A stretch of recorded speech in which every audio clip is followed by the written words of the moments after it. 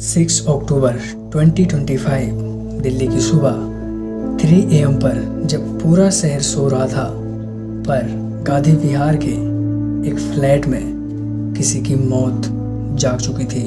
रामकेश नाम का एक लड़का जो अपने ही घर में जिंदा जल गया, लेकिन सबको लगा कि ये एक गैस सिलेंडर ब्लास्ट था और ये एक हादसा था। लेकिन ये किसी को नहीं पता था कि ये एक हादसा नहीं बल्कि एक प्री प्लान किया हुआ मर्डर था। और इन सब में सबसे इंटरेस्टिंग पार्ट ये है कि इस प्लान की जो मास्टरमाइंड थी वो एक फॉरेंसिक साइंस की स्टूडेंट, उसकी ही अपनी लिविंग गर्लफ्रेंड अमृता चौहान थी।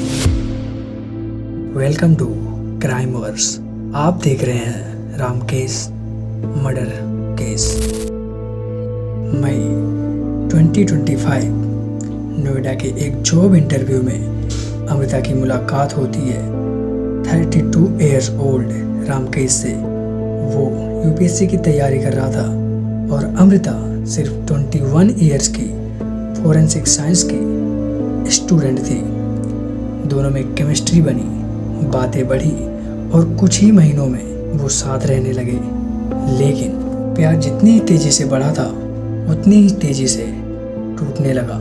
बेसिकली जिस भी चीज़ में बहुत जल्दी ग्रोथ मिलती है, बहुत जल्दी वो चीज़ आगे बढ़ती है, चाहे फिर वो रिलेशनशिप हो गया, फ्रेंडशिप या कुछ भी चीज़ हो, तो सेम तरीके से वो बहुत ही जल्दी उसका डाउनफॉल भी आता है और बहुत ही जल्दी वो टूटने भी लगता है। और ऐसा ही कुछ था इन दोनों के केस में और इन दोनों के रिलेशनशिप में भी। रामकेश के पास अमृता के कई सारे प्राइवेट फ़ोटोज़ एंड वीडियोज़ थे, कुछ शायद जो उसके मर्जी के और कुछ बिना उसके जानकारी के। लेकिन अमृता ने जब उन्हें उससे डिलीट करने को कहा तो रामकेश ने उन फोटो और वीडियोस को डिलीट करने से साफ मना कर दिया। शायद उसे ऐसा लग रहा था कि वो अमृता को उन फोटोज़ एंड वीडियोस के जरिए अपने साथ रख पाएगा। लेकिन अमृता के लिए ये डर, गुस्सा और अपमान था। जाहिर सी बात है कि अगर तुम किसी पर्सन पे भरोसा करते हो, विश्वास करते हो और वही आपके साथ धोखा करे तो कैसा लगेगा। बेसिकली ऐसा ही कर रहा था रामकेश अमृता के साथ। लेकिन जैसे ही अमृता को इस चीज़ के बारे में पता चलता है, अमृता पूरी तरीके से डर जाती है कि वो फोटोज़ एंड वीडियोज़ रामकेश किसी और को शेयर ना कर दे।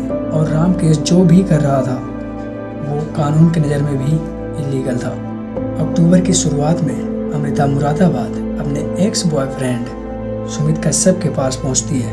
और जैसे ही सुमित कश्यप को ये बात पता लगती है, सुमित कश्यप तुरंत ही बदला लेने के लिए तैयार हो जाता है। बेसिकली सुमित एक गैस एजेंसी में काम करता था और उसे गैस सिलेंडर से जुड़े कई टिप्स एंड ट्रिक मालूम थे जो कि उनके एक प्लान में काम आने वाला था।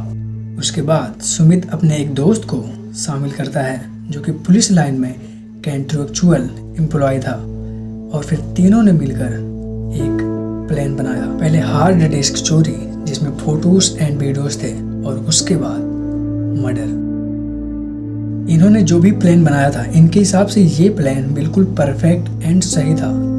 लेकिन क्या कानून की नज़र में ये करना सही था या फिर गलत, अभी ये आगे पता चलेगा। 5 अक्टूबर की रात अमृता रामकेश के फ्लैट पर जाती है हार्ड डिस्क लेने के लिए। लेकिन अमृता को वहाँ कोई भी हार्ड डिस्क नहीं मिलती।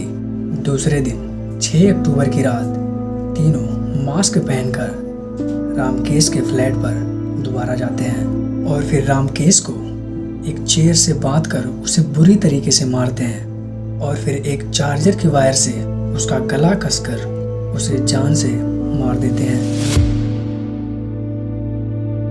इसके बाद इसे हादसा दिखाने के लिए वो उसके बॉडी पर अल्कोहल, ऑयल, घी और यहाँ तक कि उसके कमरे में भी ये सब फैलाते हैं। और उसके बाद गैस सिलेंडर का वॉल खोलकर उस कमरे में आग लगा देते हैं, जिससे लोगों को ये लगे कि ये कोई मर्डर नहीं बल्कि एक गैस सिलेंडर ब्लास्ट हादसा था।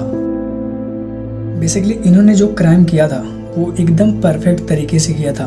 आम लोगों को तो यही लग रहा था कि ये एक हादसा ही है। लेकिन क्या पुलिस ये साबित कर पाएगी कि कोई भी क्राइम परफेक्ट नहीं होता।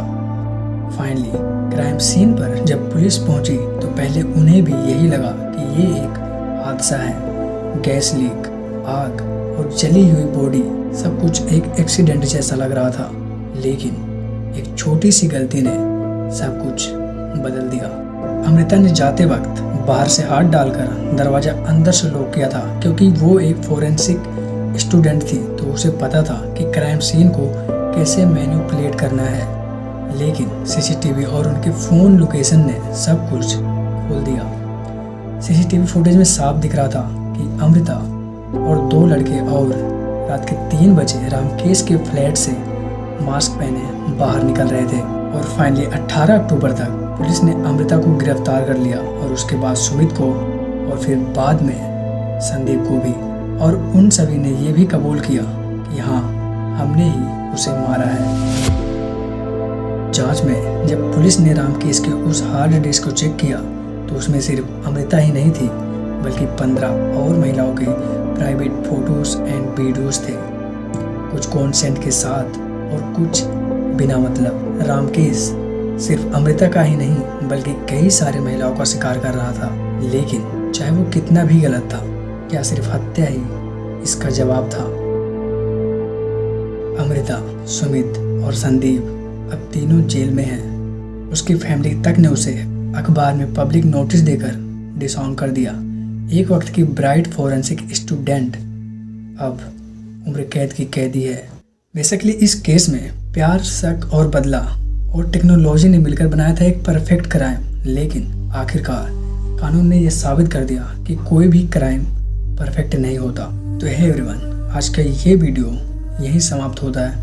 मिलता हूँ आप लोगों से एक नई वीडियो में, एक नई केस स्टडी में। बस आप लोगों से एक आखिरी सवाल है, क्या अमृता सही थी, या उसने एक गलती का बदला एक और बड़ी गलती से लिया?